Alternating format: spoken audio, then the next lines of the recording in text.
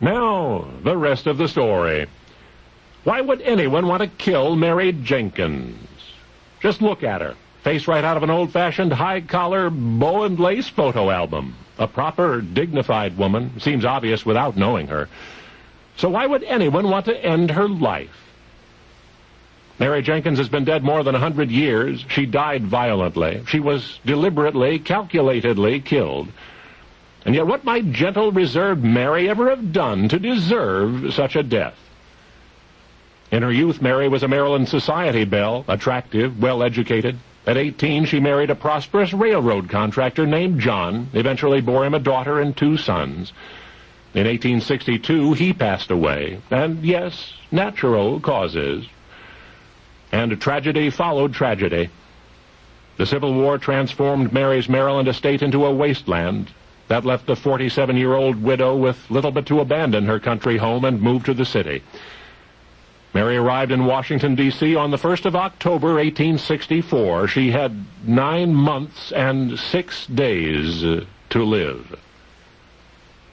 With what money she had, Mary purchased a 3-story house at 541 H Street, then placed an ad in the Washington Star, rooms for rent. There was no difficulty attracting boarders, mostly women at first, then an old friend of the family's who was now a member of the War Department, then a nice couple and their teenage daughter. One could not have gathered a more amiable group of people under the same roof. And pleasant and personable as any was Mary. So who would want to kill her? It would be impossible to picture Mary in an argument. She was quite a religious person, but not the sort to preach. She apparently had little interest in politics, no interest in other people's business. Let me take that back. At least once that we know of, Mary did express concern about the companions of one of her sons. The young men did not seem to be proper company, she said.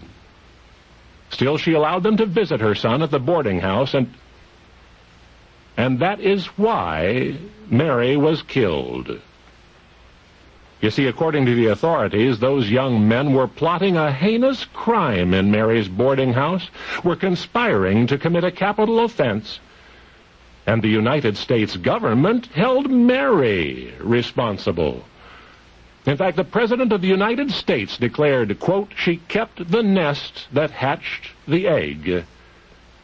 She ran the boarding house where the alleged conspirators occasionally convened, and for that reason, a frightened, bewildered Mary was summarily tried, convicted, and hanged.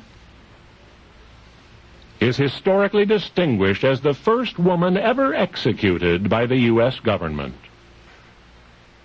In school, you were taught that a lone assassin, John Wilkes Booth, killed Abraham Lincoln.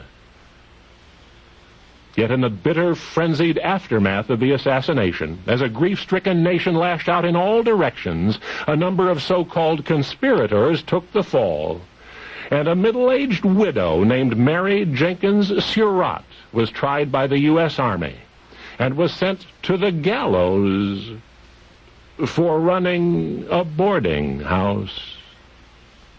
Only now you know the rest of the story.